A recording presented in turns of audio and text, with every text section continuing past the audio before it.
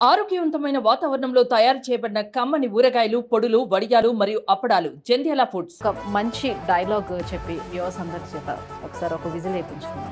నీ పేరు లిల్లీ ఏమో గానీ నువ్వు మనిషివైతే 100% రాధికవి నువ్వు. అది ఈడుండదు, అక్కడ ఏదో గుట్ట మీద ఉంటుంది. ఆ గుట్ట దగ్గర బయటకు వచ్చి పెనకల్స్ వేసుకొని చూస్తుంటారు, టిల్లుగాలు లప్పంగాలు ఎవరున్నారా, ఎవరు లవ్లేగాలు చేద్దామని. ఈ డైలాగులన్నీ ఎవరు రాస్తారు? నీకు నువ్వు రాసుకుంటున్నావా డైలాగులు, లేకపోతే ఎవరైనా ఉన్నారా? ఇక్కడికి వచ్చాక ఇంకా నాకు నాలాగా పిచ్చున్న వాళ్ళు చాలా మంది పరిచయం అయ్యారు. నీలాంటి పిచ్చున్న వాళ్ళు ఐ లవ్ యూ అను. అయినా నేను లవ్ చేయడం తప్పేమో కానీ నిన్ను లవ్ చేయడం మాత్రం తప్పు కదా. And is the love of my life అని చెప్పాల్సి వస్తే ఆ ఒక్కని నేను అవ్వాలనుకున్నాను. Hi, welcome to Suman TV. ప్రతి ఒక్కరి లోపల కూడా ఏదో ఒక టాలెంట్ అనేది దాగి ఉంటుంది. సో ఇన్నర్గా ప్రతి ఒక్కరికి ఆ టాలెంట్ అనేది ఉంటుంది. అయితే ఒకప్పుడు ఏంటంటే మనకున్నటువంటి టాలెంట్ని 10 మందికి చెప్పుకోవటానికి, చూపించడానికి అవకాశం ఉండేది కాదు. ఇప్పుడు సోషల్ మీడియా మానియా అనేది బాగా పెరిగిపోయిన తర్వాత మన లోపల ఉన్నటువంటి టాలెంట్ని ఇట్టే వితిన్ సెకండ్స్లో లక్షల మందికి చేరవేయగలిగినటువంటి అవకాశం ఇప్పుడు మనకు వచ్చింది. సో అలా చాలామంది సోషల్ మీడియా ద్వారా తమ టాలెంట్ని ప్రూవ్ చేసుకుంటూ బయటకు వస్తూ ఉన్నారు. అలానే వైజాగ్ నుంచి యాక్టర్ అవుదామని చెప్పి నాగేంద్ర హైదరాబాద్ వచ్చాడు. At the same time so తనలో ఉన్నటువంటి ఆ టాలెంట్ని ఫస్ట్ ఆఫ్ ఆల్ 10 మందికి నేను చూపించుకోవాలి, ఆ తర్వాత నేను యాక్టింగ్ ఫీల్డ్లోకి ఎంటర్ అవ్వాలనే పట్టుదలతో వచ్చాడు. సో ఈరోజు నాస్టీ స్టార్ అనే పేరును కూడా సంపాదించుకున్న నాగేంద్ర ఈరోజు మనతో పాటు ఉన్నారు. Hello Nagendra. Hello madam. So ఎలా ఉన్నారు? బాగున్నాం madam. Yeah, so Nagendra, so Vizag నుంచి వచ్చేసారు మీరు? అవును మేడం. సో యాక్టర్ అవుదామని ప్యాషన్తో పిచ్చితో ఉన్నాం మేడం, వచ్చేసాం మేడం. ఎవరు ఎంకరేజ్ చేశారు? సో నువ్వు యాక్టర్ అవుదామని నువ్వు అనుకునేటప్పుడు నిన్ను ఎవరు ఎంకరేజ్ చేశారు? ఎవరు ఎంకరేజ్మెంట్ తోటి నువ్వు హైదరాబాద్? పేరెంట్సే మేడం. యాక్టర్ అవుదాం, స్క్రీన్ మీద చూద్దాం, నాకు ఎంతైతే ఉందో నాకంటే ఎక్కువ మా పేరెంట్స్కి ఎక్కువగా ఉంది. నేను ఏ చిన్న సాంగ్ చేసినా, షార్ట్ ఫిలిం చేసినా నాకంటే ఎక్కువగా వాళ్ళే సంతోషపడి చుట్టూ ఉన్న వాళ్ళకి మా అబ్బాయి ఈ సాంగ్ చేశాడు ఇలాగని చూపించుకొని గర్వపడేవారు. వాళ్ళ కోసమైనా సరే నేను స్క్రీన్ మీద కనిపించాలని చెప్పి వాళ్ళు ప్రోత్సహించడంతో నేను హైదరాబాద్ వరకు వచ్చాను. ఏం చదువుకున్నాను? డిగ్రీ ఫినిష్ అయింది. సో చిన్నప్పటి నుంచి ఏమైనా అట్లాంటి కరిక్యులర్ యాక్టివిటీస్లో అట్లా పార్టిసిపేట్ చేస్తూ వచ్చేవాడివా స్కూల్లోని, కాలేజెస్లో? నాకు నా లైఫ్ సైకిల్ చూస్తే నాకే ఆశ్చర్యంగా ఉంటుంది మేడం. నా పక్కన ఉన్న వారితో ఫ్రెండ్స్తో కూడా నేను మాట్లాడేవాడిని కాదు మేడం. డిగ్రీలో అనుకోకుండా ఒక టిక్ టాక్ రీల్ చేయడం అయ్యింది. బాగుంది, నువ్వు యాక్టర్ అవుతావు, చెయ్యి అని ఫ్రెండ్స్ ప్రోత్సహించడంతో అది యాక్టింగ్ మీద ప్యాషన్గా మారి, పిచ్చిగా మారి హైదరాబాద్ వరకు వచ్చి ట్రై చేసి అంతలా మార్చింది మేడం. నాకు నిజంగా టిక్ టాక్ అనేది ఎంతమంది జీవితాన్ని మార్చేసింది కదా, చాలా మంది మేడం.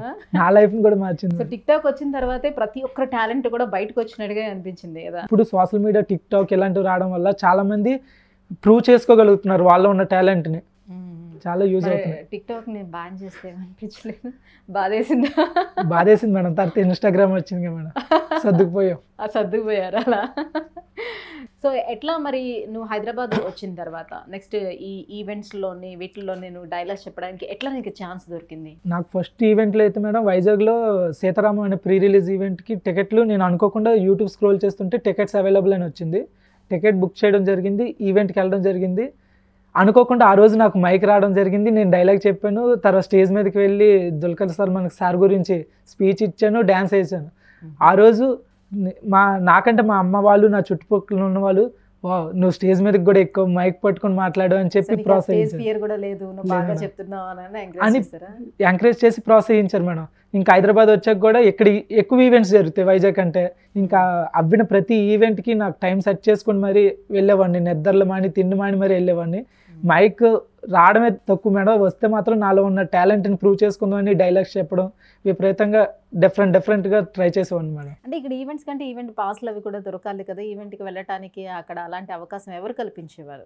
వెబ్సైట్స్ ఉన్నాయి కదా మేడం, వెబ్సైట్లో టికెట్స్ అవైలబుల్ ఉంటాయి. అవి కాకపోతే ఇక్కడికి వచ్చాక ఇంకా నాకు నాలాగా పిచ్చున్న వాళ్ళు చాలా మంది పరిచయం అయ్యారు. వాళ్ళ ద్వారా టికెట్స్ రావడం, పిచ్చున్న వాళ్ళ ద్వారా టికెట్స్ సంపాదించడం, ఈవెంట్స్కి వెళ్ళడం చేసాను. Okay. So first Dulquer sir దగ్గర ఏ డైలాగ్ చెప్పావు? నా పాటకి నేను అనాథగా బ్రతికేస్తుంటే ఉత్తరాలు రాసి ఇబ్బంది పెట్టింది కాక దారికి వచ్చేస్తానంటవా సీత ఎవరు నువ్వు, ఆ డైలాగ్తో అక్కడ స్టార్ట్ అయింది మేడం. అది ఇక్కడ వరకు వచ్చింది. ఇక్కడ ఏమన్నా యాక్టింగ్ సంబంధించినటువంటి కోర్స్లో ఏమన్నా జాయిన్ అయ్యావా? ఏమన్నా ట్రైనింగ్ తీసుకుంటున్నావా? కోర్స్ అయితే నేను జాయిన్ అవ్వలేదు మేడం, ట్రైనింగ్ కూడా తీసుకోవట్లేదు.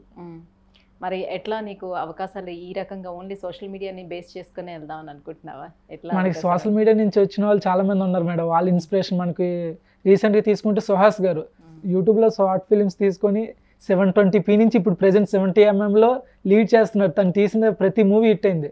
అలాంటి వాళ్ళు చాలా మంది ఇన్స్పిరేషన్తో వచ్చాను మేడం నేను. మరి ఓహో, వాళ్ళందరినీ చూసి ఇన్స్పైర్ అయ్యి వచ్చావు. అవును మేడం. ఓకే, సో ఎట్లా మరి వెళ్తున్నావు? ట్రాక్ ఎలా నిర్మించుకున్నావు? ప్రజెంట్ నేను హైదరాబాద్ వచ్చినప్పుడైతే నాది 0 మేడం. ఇప్పుడు సంథింగ్ ఏదో ఉంది. ఒక 10 మంది చూస్తే ఒకరిద్దరైనా సరే గుర్తుపడుతున్నారు, నాస్టీ స్టార్ నాగు నువ్వా అనేసి. రీసెంట్గా నేను మీ ఫ్యాన్ అని చెప్పి నాస్టీ స్టార్ అని ఎవరు పెట్టారు? డిగ్రీలో ఉండేటప్పుడు నా ఫ్రెండ్సే మేడం. నేను యాక్టింగ్లోకి నన్ను ఎవరైతే ప్రోత్సహించారో నా టాలెంట్ చూసి వాళ్ళే పెట్టారు మేడం. ఫ్యాన్స్గా మారి మేము నీ ఫ్యాన్స్ ఇప్పుడు నుంచి నీ స్టార్డమ్ నాస్టీ స్టార్ అని చెప్పి వాళ్ళు అప్పుడు ప్రొవైడ్ చేశారు మేడం. అది సో ఇన్స్టాలో నేను ఎంతమంది ఫాలోవర్స్ ఉన్నారు నీకు ఇప్పుడు? స్టార్టింగ్లో చాలా తక్కువ మంది ఉండేవారు మేడం. రీసెంట్గా అనుపమ గారికి ప్రపోజ్ చేసిన డైలాగ్ తర్వాత కొంచెం పెరిగారు మేడం. 2.7Kకి వెళ్ళారు. ఓకే ఓకే ఓకే, సో ఇప్పుడే జస్ట్ స్టార్ట్ చేసావు అలా? అవును. ఓకే, ప్రయాణం ఇప్పుడే మొదలైంది. ఇంకా మొదలైంది, తర్వాత ఇంకా ఆపేది లేదు. సో ఎలా ప్రపోజ్ చేసావు? ఏమన్నారు? అనుపమ గారిని ప్రపోజ్ చేసిన వీడియో చూసాం, మేము చూసాం కానీ మా వ్యూవర్స్ కోసం ఒకసారి. అనుపమ గారు నా వే ఆఫ్ ఎక్స్ప్రెషన్లో తనకి చెప్పాను madam, Anupama I love you. అదేంటి అభిమానం అన్నారు కదా, అభిమానే మేడం. సైడ్ క్యారెక్టర్స్గా మీరు చేసినప్పుడు మీ మీద ఉన్న అభిమానం మెయిన్ లీడ్గా చేసినప్పుడు ఇష్టంగా మారింది. ఇన్ని మూవీస్ మెయిన్ లీడ్గా చేశాక ఆ ఇష్టం ప్రేమగా మారకూడదాను. అయినా నేను లవ్ చేయడం తప్పేమో గాను, నిన్ను లవ్ చేయడం మాత్రం తప్పు కదాను. ఎందుకంటే ఈ భూమి మీద 800 కోట్ల మంది జనం ఉన్నారు. అందులో 5,000 మంది పరిచయం ఉంటారు. అందులో 4,000 మందితో కలిసి చదువుంటావు. అందులో ఒక 100 మంది క్లోజ్ అయితే అందులో 20 మందికి నువ్వు తప్పగా నచ్చేస్తాను. అందులో ఒక 10 మంది ధైర్యం చేసి నీకు ప్రపోజ్ చేయడానికి వస్తే సారీ నా మనసులో ఇంకొకరు ఉన్నారు and is the love of my life అని చెప్పాల్సి వస్తే ఆ ఒక్కని నేను అవ్వాలనుకున్నాను. యాక్చువల్గా నేను చెప్దాం అనుకున్న విషయం 2 నిమిషాల ముందే నీకు చెప్పేశాను. కాకపోతే ఇప్పుడు ఇదంతా ఎందుకు చెప్తున్నానంటే నేను ఎక్కడ ఆపేస్తున్నావు నువ్వు చెప్తావేమో భయంతో. ఇప్పుడు ఇదంతా ఆపేసి ఇంకోసారి ఐ లవ్ చెప్తున్నాను, ఐ లవ్ యూ అను. తర్వాత ఇంకా చెప్పాను కాదు, అంత పెద్ద డైలాగ్ అలా గుర్తుపెట్టుకుని అలా చెప్పేసి అంటే అనుపమ గారు అంటే ఇష్టం, యాక్టింగ్ మీద ప్యాషన్, 2 కలిపి ఒకేసారి వచ్చేసరికి ఇంకా అనుపమ గారు ఎదురుగా కూడా ఉన్నారు. చెప్పేశాను మేడం భయం లేకుండా. ఏమన్నారు? థ్యాంక్ యూ అని చెప్పారు మేడం. ఇంకా సో పడిపోలేదా మరి అంత పెద్ద డైలాగ్? అసలు ఆశ్చర్యంగా చూస్తున్నారు మేడం. నేను చెప్తుంటే ఆశ్చర్యంగా చూస్తున్నారు. అసలు అనుపమ గారికి మాటలు రాలేదు మేడం, ఏం చెప్పాలి. మెస్మరైజ్ అయిపోయారు బాగా. ఇంకా చెప్పాను ఇక్కడికి వచ్చేటప్పుడు గిఫ్ట్ తెద్దామని చూసాను, బట్ మీ మీద నాకున్న ఈ ప్రేమకి సరిపడే గిఫ్ట్ అయితే ఎక్కడ దొరకలేదు. దొరికింది ఒకటి, అది నేనే, నా ఈ జీవితం మీకు అంకితం అని చెప్పాను మేడం. ఈ డైలాగులన్నీ ఎవరు రాస్తారు? నీకు నువ్వు రాసుకుంటున్నావా డైలాగులు, లేకపోతే ఎవరైనా ఉన్నారా? లేదు మేడం, నేనే రాసుకుంటాను. డైరెక్షన్ మీద కూడా కొంచెం అవగాహన ఉంది. అందుకే నేను విశ్వక్షేణ్ గారిని ఇన్స్పైర్గా తీసుకున్నాను మేడం. ఒకవేళ నాకు ఎవరు ఛాన్స్ ఇవ్వకపోతే మనీ అడ్జస్ట్ చేసుకుని నేనే డైరెక్ట్ చేసుకుని నేనే ప్రొడ్యూస్ చేసుకుని నేనే హీరోగా సినిమా తీస్తాను మేడం. వామ్మో, చాలా పట్టుదలతో ఉన్నావే. అవును. సో మరి అలాంటప్పుడు యాక్టింగ్ స్కూల్లో కూడా జాయిన్ అవ్వచ్చు కదా. అంటే నీ బాడీ లాంగ్వేజ్ అవన్నీ కూడా ఇంకా వస్తాయి కదా, నీకు ఎక్స్ప్రెషన్స్ అనేది, డైలాగ్ డెలివరీ అనేది చాలా బాగుంది అసలు. ఆ మెమరీ పవర్ కూడా నీకు చాలా బాగుంది. అంటే యాక్టింగ్ జాయిన్ అవ్వాలంటే మేడం బ్యాక్గ్రౌండ్ పొజిషన్ కూడా చూసుకోవాలి మేడం. ఇప్పుడు ఇంటి దగ్గర నుంచి ఇంటికి మనం రూపాయి ఇవ్వకపోయినా ఇంటి దగ్గర నుంచి రూపాయి తీసుకునేటట్టు ఉంటే మనకు అవ్వదు మేడం. ఇప్పటికి కూడా ఇంకా డాడీ కష్టపడాలి రూపాయి ఇవ్వాలి అంటే అవ్వదు. డాడీ కూడా ఇంకా కష్టపడలేకపోతున్నారు. ఏదో పార్ట్ టైం చేసుకుంటూ వీలైన దారిలో నేను ట్రై చేసుకుంటూ ఉంటున్నాను మేడం. మరి ఓకే, సో నీకు ఇష్టమైన హీరో ఎవరిని ఇన్స్పైర్గా అయితే మనకి చిరంజీవి గారి నుంచి ప్రెజెంట్ వచ్చిన మన సిద్ధు గారు, మన సుహాస్ గారు, అందరూ చిరంజీవి గారు, రవితేజ గారు, నాని గారు, బ్యాక్గ్రౌండ్ ఆర్టిస్ట్ కింద సైడ్ ఆర్టిస్ట్ కింద చేసుకున్న సిద్ధు గారు, విజయ్ దేవరకొండ గారు, సుహాస్ గారు, వీళ్ళందరూ ఇన్స్పైర్ అయ్యారు మేడం. రీసెంట్గా మేము చూసాం రఘువరన్ సినిమాలో డైలాగ్ కూడా చూసాం. సో ఒకసారి మా కోసం అది చెప్తావా? ఏరా ఎర్రిపప్ప, అసలు ఏ క్వాలిఫికేషన్ లేకుండా ఏమాత్రం చదవకుండా కేవలం మీ నాన్న ఉన్నాడనే ఒకే ఒక కారణంతో డైరెక్ట్గా ఎండి చైర్లో కూర్చున్న నీకే అంత పగరుంటే మా అమ్మ నాన్న కష్టపడి ఎల్కేజీ నుంచి 10th క్లాస్ వరకు కష్టపడి చదివించి 10th క్లాస్ కష్టపడి చదివి పాస్ అయ్యి ఇంటర్లో ఈజీగా ఉన్న కోర్సులను వదిలేసి కేవలం ఎంపీసీ చదువుతాను ఇంజనీరింగ్ అవుతామని చెప్తే కష్టమైన అదే కోర్సు తీసుకుని మ్యాథ్స్కో ట్యూషన్, ఫిజిక్స్కో ట్యూషన్, కెమిస్ట్రీకో ట్యూషన్ అంటూ రోడ్లు పట్టుకు తిరిగి ఆ ఫీజు కట్టాలి ఈ ఫీజు కట్టాలని అమ్మ నాన్నలు ఇబ్బంది పెట్టి బోర్డు ఎగ్జామ్లో పాస్ కావడానికి ప్లాస్కోలో టీ పెట్టుకుని రాత్రంతా చదివి పొద్దున్నే లేచి మళ్ళీ చదివి తీరా బోర్డు ఎగ్జామ్లో పాస్ అయ్యాక ఎంసెట్లో మంచి ర్యాంక్ రాక లాంగ్ టర్మ్ కోచింగ్ తీసుకుని అప్పటికీ సరైన ర్యాంక్ రాక అమ్మ నగలు తాకట్టు పెట్టి మేనేజ్మెంట్ కోటాలో సీట్ సంపాదించి తెలుగు మీడియం నుంచి వచ్చిన నాకు ఇంగ్లీష్ అర్థం కాక ఫస్ట్ ఇయర్ నుంచి ఫోర్త్ ఇయర్స్ దాకా ఉన్న సబ్జెక్ట్స్ అన్ని ఫోర్త్ ఇయర్లో ఒకేసారి క్లియర్ చేసుకుని ఈ సొసైటీలోకి వస్తే ఉద్యోగులు లేనదవా అని అందరూ తిడుతుంటే ఎందుకు పనికిరావు తిండి దండగాని మా నాన్న తిడుతుంటే బుక్కం మెతుకు గొంతుకులో దిగ్గక్క ముళ్ళులో గుచ్చుకుంటుంటే ఎవరో ఒక మహానుభావుడు దయించి నాకు ఒక ఛాన్స్ ఇస్తే దాన్ని కూడా లాగేసుకుందామని చూస్తున్న నీలాంటి బేవర్స్గా ఎదిరించి ఇప్పుడు నీ ముందు నించొని మాట్లాడుతున్న ఉద్యోగం లేని గ్రాడ్యుయేట్ని నాకు ఎంత ఉండాలిరా. అమూల్ బేబీ ఎంతవరకు రఘువరాన్ని విలన్గానే చూసావు, హీరోగా చూడలేదుగా, చూపిస్తా. సూపర్ అబ్బా, సూపర్. సో అంతగా గుర్తుపెట్టుకోవడం అంటే నిజంగా చాలా కష్టం. సో ఇప్పుడు అందరూ కూడా హీరోయిన్లకు కానివ్వండి ప్రాంప్టింగ్ అనేది ఉంటుంది, డబ్బింగ్. సో వాళ్ళు ప్రాంప్టింగ్ ఇస్తారు కాబట్టి సో మిస్ అయినా కూడా పర్వాలేదు, తర్వాత మళ్ళీ వాళ్ళు కవర్ చేసుకోవచ్చు డబ్బింగ్ చెప్పుకునే దాంట్లో. కానీ నువ్వు ఇక్కడ చూస్తుంటే మాత్రం గుక్క తిప్పుకోకుండా నిజంగా ఆ డైలాగ్ని అంత ఫాస్ట్గా అలా. Thank you.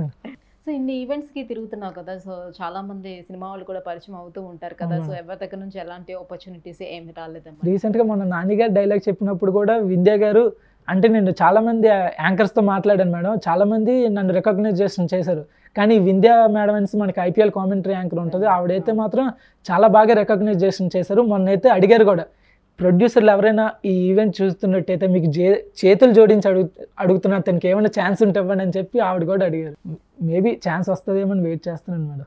ఓకే, సో డెఫినెట్గా వస్తుంది. ఎందుకంటే ఒక్కసారి ఇలాంటి వీడియోస్ ఎవరైనా చూసారనుకోండి, మీ డైలాగ్ డెలివరీని చూసారనుకోండి, డెఫినెట్గా వస్తుంది ఛాన్స్. సో మీరు ఏదైతే ఎక్స్పెక్ట్ చేస్తున్నారో, దేనికోసం అయితే చూస్తున్నారో అది డెఫినెట్గా మీ తలుపు తడుతుందని అనుకుంటున్నాను. Thank you. చూస్తూ ఉంటుంటే సో ఇంకా ఏవైనా మంచి డైలాగ్స్ మాకు మా వ్యూవర్స్? మన ఎన్టీఆర్ గారిది ఎం దొంగ డైలాగ్ కూడా మేడం.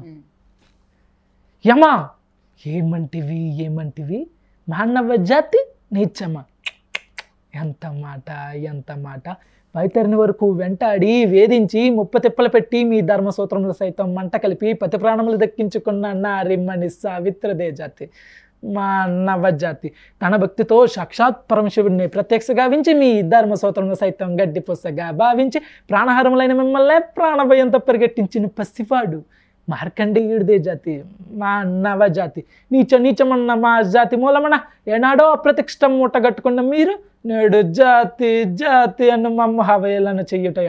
ఎంత వివేకము, ఎంత అజ్ఞానము, ఎంత సంస్కారము.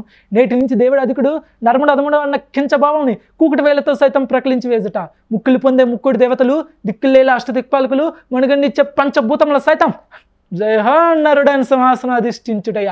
స్వర్ణమణమయ రత్న ఖచ్చితాలంకృతమైన ఈ సభ మందిరమున అకుంఠిత సేవ దక్ష పరిహార సమూహ మధ్యమున భూతల పరిరక్షణ ధర్మ నిలమన రౌరమున సర్వదా సతద సహస్రద పాప పగలమైన కొల్ల మత జాతి కుపములను సమూలముగా శాశ్వతంగా ప్రక్షాళన గావించదా.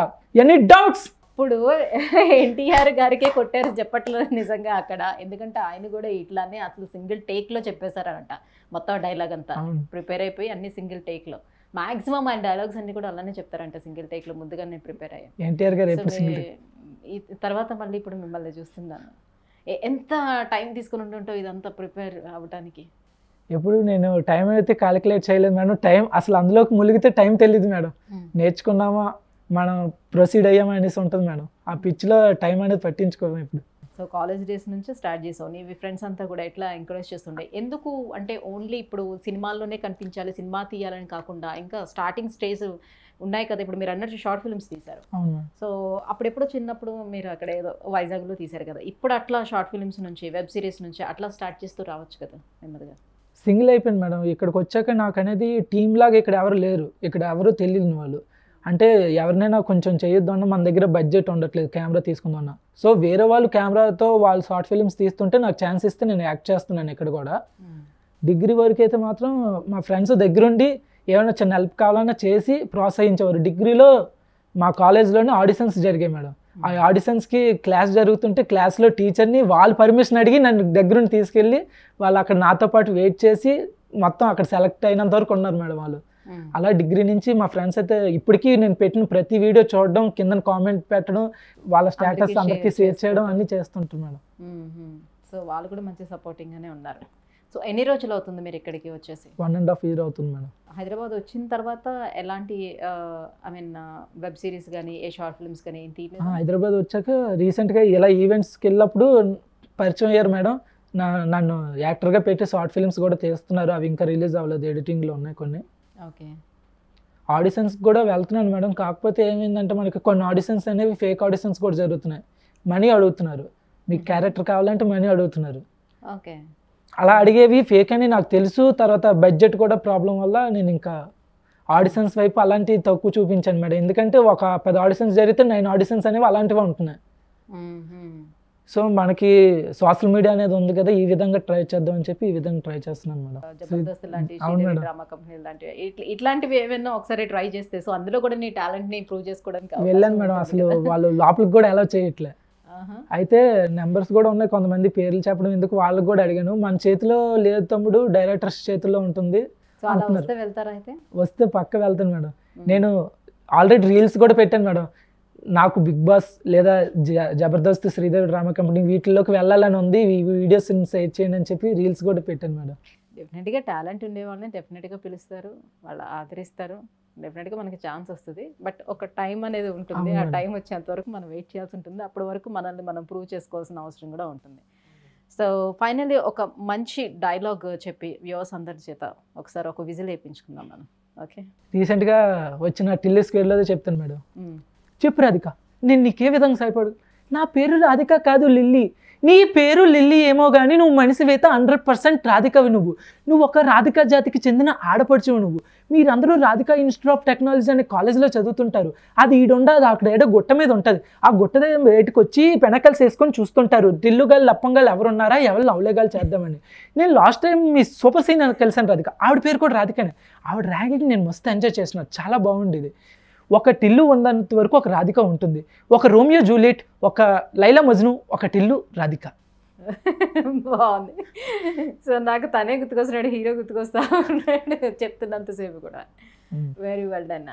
So thank you so much for coming and thank you so much for joining with us. నీకు మంచి బ్రైట్ ఫ్యూచర్ ఉండాలి. డెఫినెట్గా నువ్వు నెక్స్ట్ టైం మమ్మల్ని కలిసేటప్పుడు డెఫినెట్గా ఒక మంచి యాక్టర్గా నేను నిన్ను చూడాలి. సో ఆ సినిమాతో నేను ఇంటర్వ్యూ చేయాలని కూడా కోరుకుంటున్నాను. Thank you.